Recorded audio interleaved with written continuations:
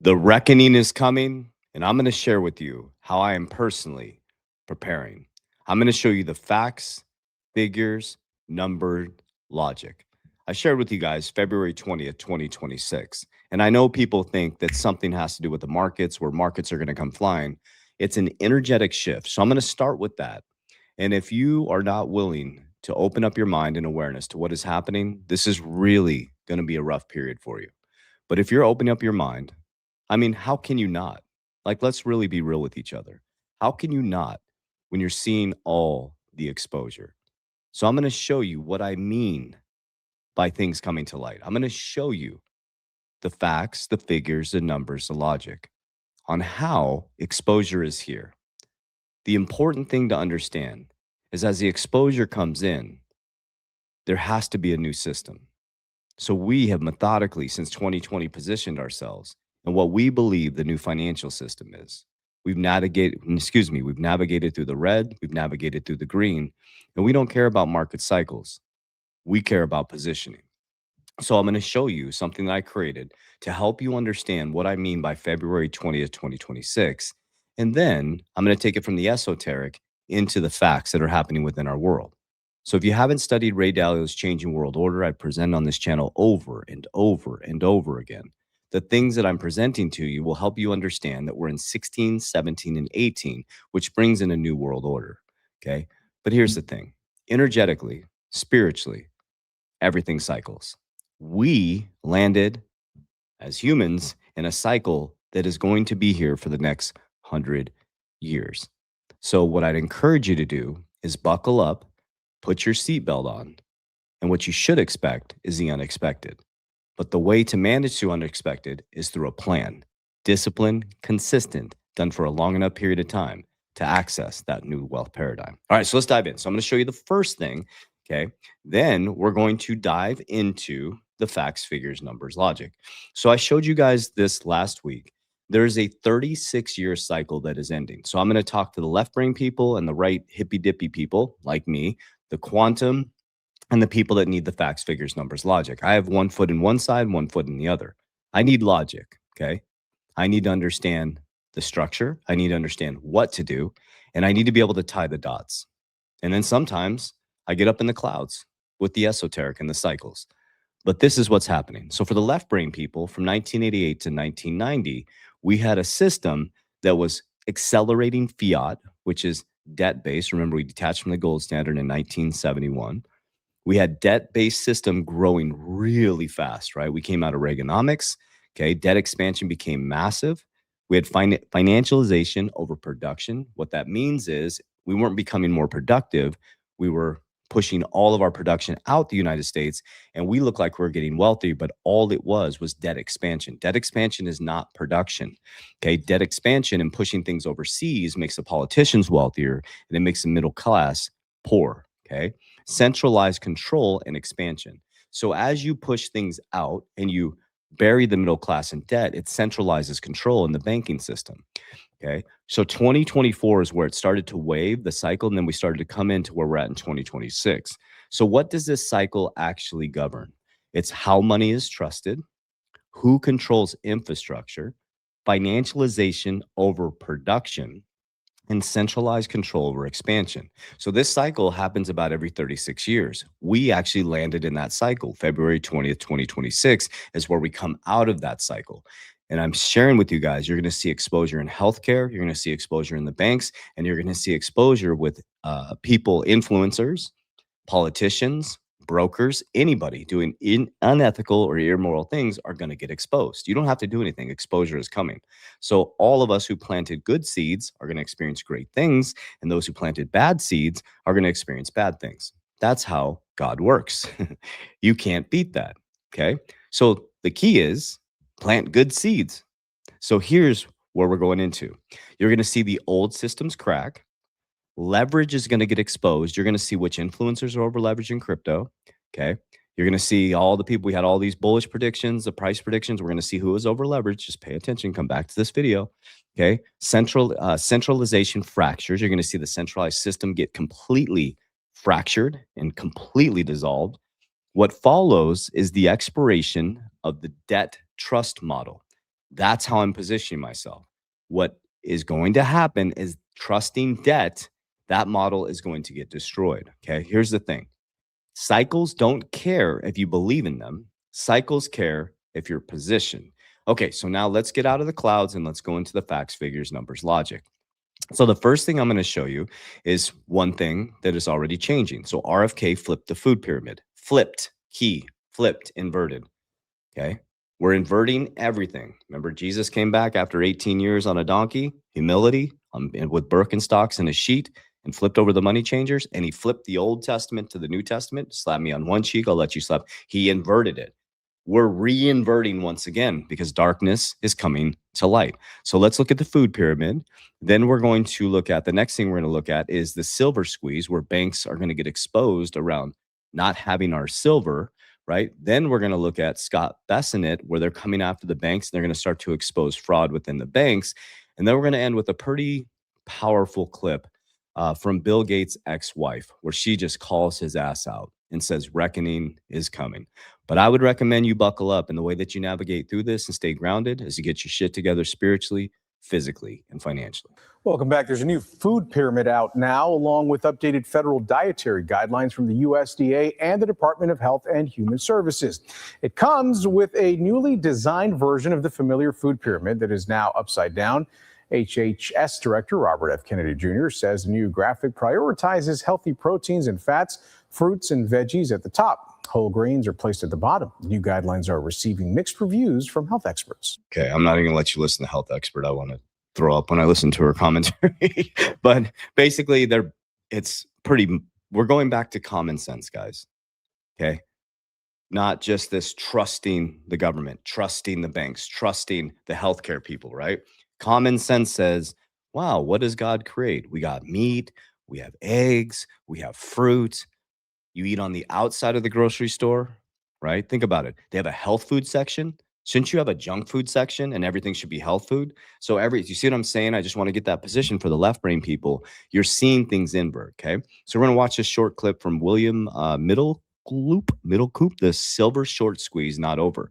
Okay, but this is just giving you more understanding of what's happening. So why is silver going to an all-time high? I know it came back down a little bit, but pay attention. The short squeeze situation, because there's been so much talk in the past about manipulation in the silver market. And I wonder, are we getting to the point where manipulation comes to an end? Yeah. Yes. Yes. So that's why this move is so violent. We know that certain actors, let's say the big banks, they sold a lot of unallocated silver positions to their clients. We know that from circumstantial evidence that sometimes people asked for delivery and they couldn't get delivery. So it's well documented by certain researchers. Ted Butler, one of them. Ted Butler, that he said, Ted Butler, go research, man. Dive into Ted Butler's research around silver. His actual predictions, God rest his soul, he passed away. His predictions are coming true to the T. He passed away last year. He'd been writing about this, I think, for 40 years, predicting that one day we would get this huge short squeeze. So it's sad that he's not around because he really predicted this. I became aware of this because I started to follow GATA, which is like, I always call them the financial Greenpeace. Okay, so this goes on and on. Go watch the interview. No, I didn't mean that in a disrespectful way. He goes on and on about the silver squeeze. So I would highly recommend you go watch that. So we got the healthcare system getting flipped upside down, okay, from external health to internal health. We got the banks getting exposed around silver, right? Paper silver. They were shorting. Just go look up yourself. Okay, how much Chase Bank, JP Morgan, has been fined for manipulating gold and silver. Okay, this is the stuff you need to pay attention to. This is why I make the moves the way that I do. Okay, so this is Scott Bessent, the Treasury Secretary, talking about fraud in Minnesota, but he's talking about they're coming after everybody, guys. They're coming after the banks and fraud. Treasury's Financial Crimes Enforcement Network, known as FinCEN, along with the IRS, are leading our investigation to examine whether financial institutions have complied with their legal obligations under the Bank Secrecy Act and Treasury's regulations. These requirements are designed to detect money, laundering and other illicit activity, counter the financing of terrorism, and safeguard the United States financial system from abuse. Earlier this morning, I met with several financial institutions and made clear we must do more to safeguard our nation from waste, fraud, and abuse. The time has come for accountability. President Trump wants accountability. I want accountability. The American people want accountability, and they will get accountability. Okay, the reckoning is coming. Healthcare is getting exposed. Okay, financial institutions, brokers are going to get exposed. Influencers are going to get exposed. Okay, and lastly, this one made me sad, man. I just kind of was cautious on sharing this, but you can feel the pain. It's Melinda Gates, right? Melinda Gates, his ex-wife. And I don't want to continue to shine a bunch of light on the Epstein files. I don't want to go back and forth with this stuff. But my point behind this, and God, I pray for all I'm very protective of my children. I don't want to talk about that stuff. There's some dark ass people in this world, and we know that, right? The only thing we can do is become warriors in gardens, protect your. So that was one of my big reasons for becoming wealthy, is to get my son out of the schooling system, to make sure my daughter was protected under my roof, to make sure, his mom and I are not together anymore. We have a great relationship. I have my new partner, and that we're building life together. But my son's mom, I made sure that wealth was for God, family. And what that means to me is protection of my ecosystem at all costs, making sure that my son's mom, with this agreement we have, she actually does homeschooling for him. He is out of the schooling system. He does not do sleepovers. Friends come over, nobody sleeps at our house, right? I monitor. He's 10 years old. I monitor if the boys come and play at my house and we go do stuff. I monitor them. Doors are open. There is anybody that's going to infiltrate my family. Not at all. That should be your aim for wealth, because this is a type of dark shit that's out there. So it shouldn't be focused on Lambos and Ferraris. It should be wealth for protection, decision making, not putting your kids in a vulnerable position. That's what you should be fighting for. It's just my opinion, but I just feel that we are blessed with these children, and it's hard to talk about, man. Let's just what I wanted you to hear and I wanted you to feel is she says reckoning is coming. Healthcare, banks, unethical or immoral people. Okay. The people that did this stuff in the Epstein files, it just shows how dark things are and how hardcore you should be on getting your shit together so that you can protect your family at all costs. The elephant in the room at this moment. Your ex-husband, Bill, is named in the newest tranche of Epstein files. And there are new alleged details about his past behavior. And I want to give you the opportunity to respond in whatever way you want to. Well, let me say this. I think we're having a reckoning as a society, right? No girl should ever be put in the situation that they were put in by Epstein and whatever was going on with all of the various people around him. No girl.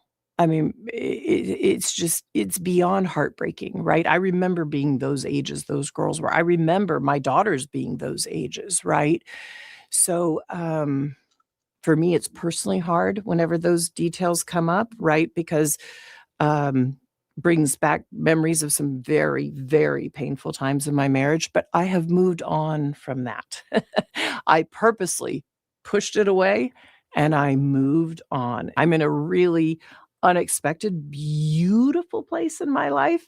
So whatever questions remain there of what I can't even begin to know all of it, those questions are for those people and for even my ex-husband. They need to answer to those things, not me. A reckoning is coming. So here's my opinion, if you want it.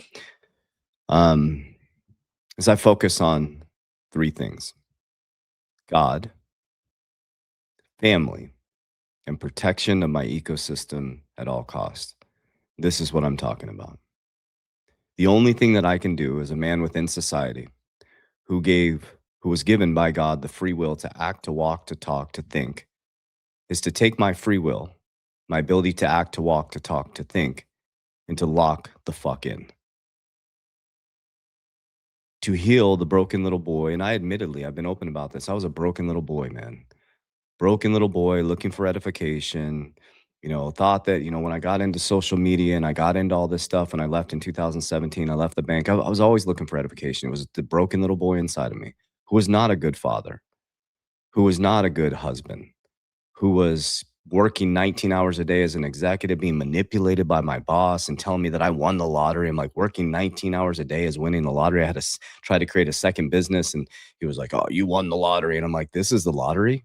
Working 19 hours a day, 16 to 19 hours a day, exaggerating a little bit. I remember having these conversations late at night. I would go inside and get on the dinner table and the food's cold. My whole family's asleep, and that constant tension within my family.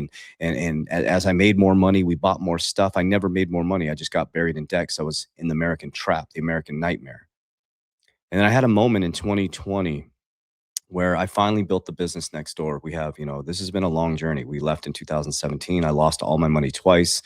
The broken little, I was doing the wrong thing. I was looking for everybody in social media. I found nobody. I found myself. I found everybody. That's what it was. When I found myself, I found everybody. When I finally said, fuck this, man. I'm not doing this for anybody else. I'm doing this for my family. And then when I really dialed in and I said, you know what, God, please just use me as a vessel, whatever that means to you, God. I hear people say that, but I started to believe that. I'm like, God, use me as a vessel, use my content as a vessel, use this platform as a vessel. And I pray for wisdom every single morning, but I had to get my shit together. God's like, I'll give you wisdom, but you got to take action. I'll give you wisdom, but you got to build the plan. I'll give you wisdom, but you got to go through the fire. I'll give you wisdom, but you got to be able to stand tall on your truth and stand in the gap for your family. So that's what I did. In 2020, they came in and took my business away. I worked my ass off. I lost everything. I lost my dream home, got divorced through the process. I lost everything. And that was the best thing that ever happened to me. Because I finally said, you know what? It ain't anybody else. It's me. It's not my lack of knowledge. It's my lack of drawing a line in the sand.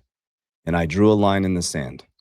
And I went on the other side of that line and I said, if you ain't coming with me, you're out of my life. And I started to study Jesus Christ. And I started to build a relationship with God. Miramata Musashi, Marcus Aurelius. I started to study all the great Stoic leaders. And then I looked in the mirror and I realized, oh my God, you are sloppy as fuck. You're in great shape, but you're all over the place spiritually. You're going and doing plant medicines in Peru and you're coming back and thinking you're this spiritual guy and you don't even have your shit together. You're sloppy. Started looking at my social media feed. I started looking at my web browser and I started looking where my money was going. I'm like, clean your shit up, bro. It wasn't about anybody else. And so I did. I cleaned up my spiritual walk. I cleaned up my health. And I cleaned up my financial transactions. And I built a plan. I went to the library and I studied everything I could about wealth. And then I started to be directed, because I was praying for wisdom from God, to things like the wisdom of King Solomon and the richest man in Babylon. And I realized that I had one shot, one opportunity to do this, being 43 years old when I lost everything once again. That was a third time in my life, second from leaving corporate America. The first one was self-induced with my drug addiction back in 2006 or 2002 to 2003 to 2006. I committed suicide on December 18, 2006. And that was self-induced. So at some point I had to grow up.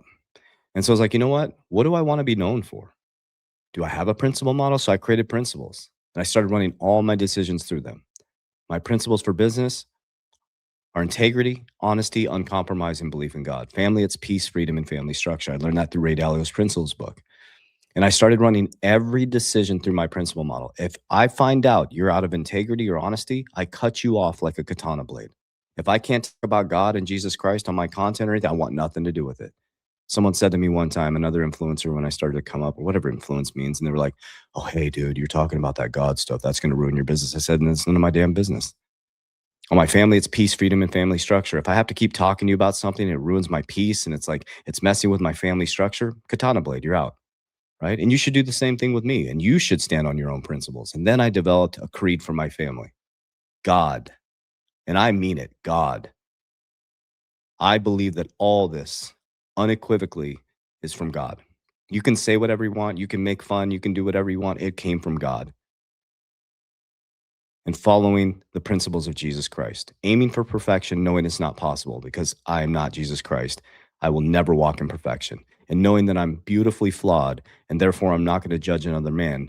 And I don't have time to be in their business because I'm too busy trying to fix mine. And so I built the creed, God, family, protection of my ecosystem at all costs. And that keeps me pretty damn busy. So every morning I wake up, I pray to God for wisdom, not for wealth, for wisdom to manage the wealth. I pray for wisdom in my content.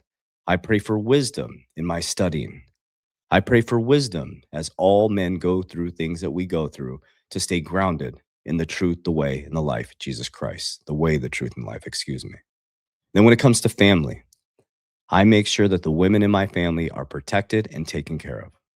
It is my responsibility, my number one responsibility. I have a 10-year-old son, and he is being taught and trained to take care of the women within his ecosystem. Then it's ecosystem. Some people bleed back and forth in between family and ecosystem, but I am responsible for 6 different companies. I have a Warrior Academy that's worldwide, over 14,000 people. So every decision I make must be planned out. It must be thought through. And when I think of people in my vicinity or in my realm, I'm watching, I'm observing. And if anything is out of alignment with the principles of our company, I'm like a katana blade. And the reason why I bring all this up is because this, especially men and women, head of household, God bless you. You know, if men are not taking care of their shit, thank you for you taking care of it and doing your thing, because single moms, you're freaking the biggest soldiers in the world. We honor you and thank you for being there for your beautiful children. We know that's difficult, and we praise you for going through that difficult. And men who are not taking care of their children, shame on you. Shame on you. So where do we go from here? The reason why I bring this up is because I want to build a relationship with you. I don't care about the likes. I don't care about the comments. I want to build a relationship with you, and I want to lock arm in arm, and I want to build with you. And I think it's a time in our society for men to grow the fuck up. And your purpose, men, this is your purpose. Your only purpose is to get dialed in spiritually, physically, and financially. That's it. So if you're looking for purpose, get to the gym. If you're looking for purpose, build a budget. If you're looking for purpose, guide your family spiritually. That is attractive, men. The Lambos, the Ferraris, the watches, the popping bottles, you're a clown. That's what clowns do. Stay in the circus. What men do is they pray over their family. What men do is they teach their family spiritually through their actions. What men do is they work out so they're agile and able to protect their family. What men do is they're very methodical about their spending. I could look at a man's debit card transaction, his web browser, his social media feed, his social media messages, and his friends, and tell you where he's going to be at in 5 years. It's very easy to predict. But here's the thing. It's hard. It's difficult. It's really, really difficult. But goddamn, it's worth it.